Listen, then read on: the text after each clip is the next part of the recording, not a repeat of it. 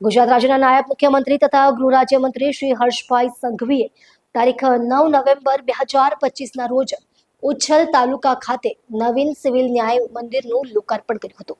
તાપી જિલ્લાના ઉચ્છલ તાલુકામાં આજે રાજ્યના નાયબ મુખ્યમંત્રી તથા ગૃહ રાજ્યમંત્રી હર્ષભાઈ સંઘવીએ નવી સિવિલ ન્યાય મંદિરનું લોકાર્પણ કર્યું હતું। અંદાજિત ₹7 કરોડના ખર્ચે નિર્મિત આ આધુનિક ન્યાય મંદિર સ્થાનિક નાગરિકોને ન્યાયાલય સંબંધિત સેવાઓ સરળતાથી અને સુવિધાથી ઉપલબ્ધ કરાવશે। આ પ્રસંગે ઉપમુખ્યમંત્રી શ્રી હર્ષ સંઘવીએ જણાવ્યું કે આજે આપણે સૌ ન્યાયના મંદિરના લોકાર્પણના ઐતિહાસિક પ્રસંગ એવા પ્રદેશમાં ઉપસ્થિત છે જે ગુજરાત મહારાષ્ટ્ર અને સરહદ પર આવેલો છે।